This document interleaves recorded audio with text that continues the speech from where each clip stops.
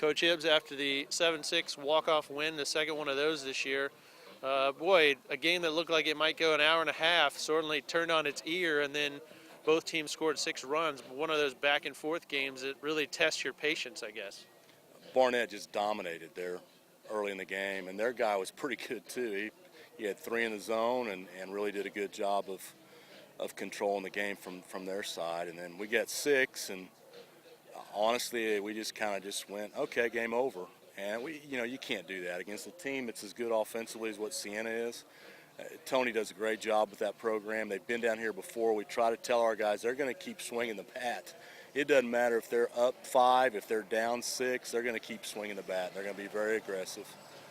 And, we misplayed a couple balls defensively, and Barnett made some bad pitches, and they hit a couple balls, that found the right spot, found holes, and next thing you know, it's 6-6. So really weird game. It looked like we were going to be out here in about an hour and 50 minutes, and then we ended up, almost played extra innings. But I thought Seager had 2 really good at-bats, his last 2 at-bats, and a couple other guys did some really good things. I thought Mike Green played great defense. I thought Hudson was really good out of the bullpen. I thought May was good out of the bullpen too. He got behind that one kid, and they let him swing 3-0, and we get a double, and then we don't want to, leave him in there with a pretty good left-hand hitter in the box. So just a strange game, but again, proud of the fact that we just kind of kept hanging in there, and proud of the fact that we ended up with a W. Green, 3 hits, tracked down a great ball there early in the game. Do you look at him as a spark plug kind of guy? You sort of moved him up towards the top of the lineup with his speed and all the things he can do, bunting, getting on base. He seems like a guy that seems to be getting on base a lot for you recently. Yeah, and you're bringing up a great point. Mike Green's play this year is a testament to Mike Green, bottom line. He's been here this is 4th year. He has not played a whole lot.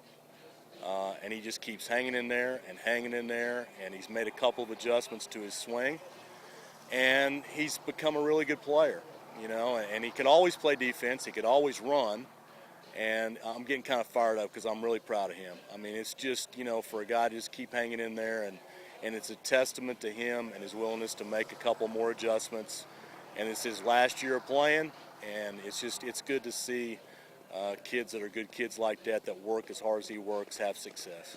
Well, you've had quite a few of those over the years. I think Corey Tilton is another guy like that sort of earned his way in, and then once he took the opportunity, did really well.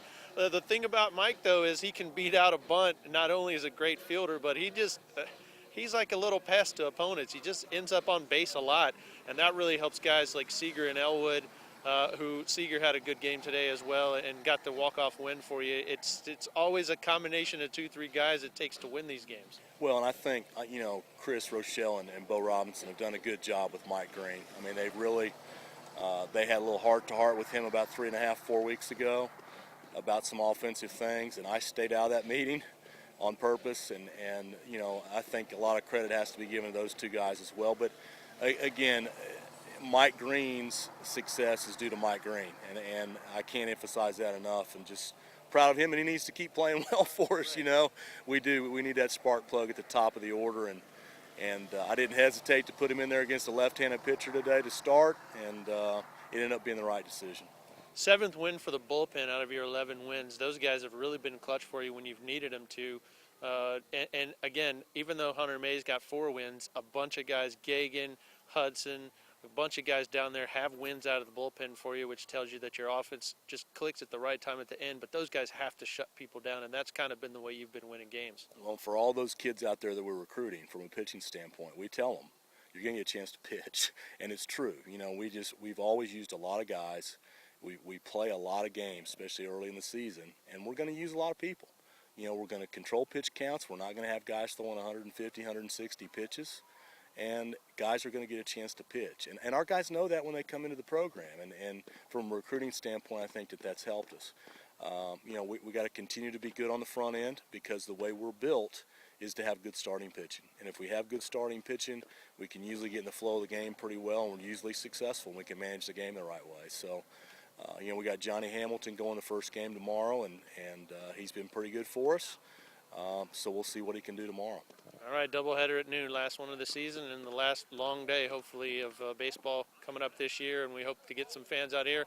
I saw a reading that said 70 degrees tomorrow. We'll see if that happens. That's right. So, it's better than playing when it's like 37, which we've done that before, play a couple games. But we're looking forward to it. I know there's a lot of things going on right now with the weather being good and people having a lot of stuff outside to do. But come out to the Hayes and watch us, and you'll see two pretty good games hopefully again tomorrow.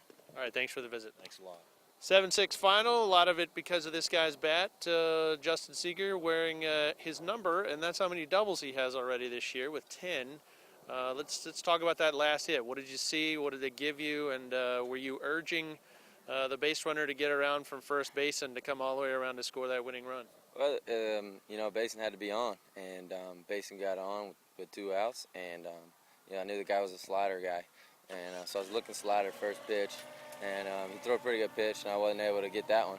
And then he came back with fastball, and I was ready for that one and put a good swing on it. And he got all the way to the fence. What can you say about this offense when you guys get your backs against the wall late? The second walk-off win for you. Elwood had the first one. What can you say about this lineup? You guys have a lot of trust in each other when it comes down to it, huh? Yeah, no, 1 through 9, can really swing it. And we started off a little shaky tonight, but we have a good offensive team, and when we stick with our plan and we're aggressive with our plan, we can put some runs up. I mean, there was a lot of guys had great nights tonight too. So. And then I want to talk a little about defense. You're out there with Mike Green, who's flying around. He made that diving catch. You made a pretty slick catch out there yourself. What can you say about the defense of this squad, particularly out in the outfield? Mike Green's tremendous. All the time I try to compliment him all the time, and he's like, well, that was just a regular ball, and I'm like, I probably wouldn't have got to that ball. But no, he made an amazing play. I thought it was going to be down, and so I was backing him up. But he just came out of nowhere and made that play, so that was huge. And Barnett threw really well. Got a little dink hits and gave up a couple little runs, but he threw great. Pitchers did what they needed to do, and then of course the bullpen comes in. It's the 7th win for the bullpen this year. When it gets tight, you can really rely on those guys to really keep the zeros coming on the top halves of those innings. Yeah, we have a really good bullpen. We got left-right guys that could come in and shut a guy down if we need them to. We got guys that have came in and thrown a couple innings out of the pen and done really well, and we got a lot of trust in them too. And starting pitching has been really well too. So. Keep that up and get the offensive rolling again, and we got a pretty good team. One last question for you. With the addition of Bo Robinson to the staff, he and you and Rochelle really working on you becoming a complete hitter, and that seems to be happening for you. What can you say about those guys, and what have you worked on this offseason to become a better hitter? Oh, they've done a tremendous job. Not just with me, they've done a tremendous job with every offensive guy we have. Great coaches, great guys. They last year I was trying to do too much, and the mental side for me is a big part sometimes. And they've talked to me, and both of them have a lot of experience, pro ball, collegiate level, and they both were very successful. So it's nice to have those guys that you can listen to, and you can trust them because they've been in the same situations, and all through the lineup, they've helped every single guy, and it showed. We look pretty good offensively this year. All right, hopefully you keep it up. Two big games tomorrow, a nice walk-off hit tonight. Keep it rolling, 11-5. Yes, sir. Thank you. That's Jordan Hudson after the 7-6 walk-off win, and Mr. Hudson, the win today. That's the 7th win for the bullpen. What can you say about your fellow mates down there snarking up all the wins at the end of these games? We're taking a little bit of heat for it. In baseball, when you come out of the bullpen, you get called a snake when you steal a win from somebody. But we've came out of the bullpen, we've thrown strikes. It propels our offense, later into the game, and to score some runs there at the end. Hunter May was the snake of the staff, grabbing 4 of those wins early on. But the thing that's been impressive about the bullpen is you guys really haven't given up many hits or base runners at all deep in these games. Can you tell us what the key to success is for you guys out there in the bullpen? It's definitely just getting comfortable and coming in and throwing strikes. You can't come in and walk people. Just come in and fill it up, and that's where the success lies. And can you talk a little bit about the offense today? You watched them rack up 6 runs and then boom, at the end you need one. You just need one at the end, and the Seager came through. It's been a different guy every night out of that lineup to come through at the end, it seems like. Yeah, you know, we had that big inning, and they came back and, you know, counter-punched us a little bit, but, you know, we battled through it. You know, we threw a couple more zeros, and Seager came through with a huge hit there at the end.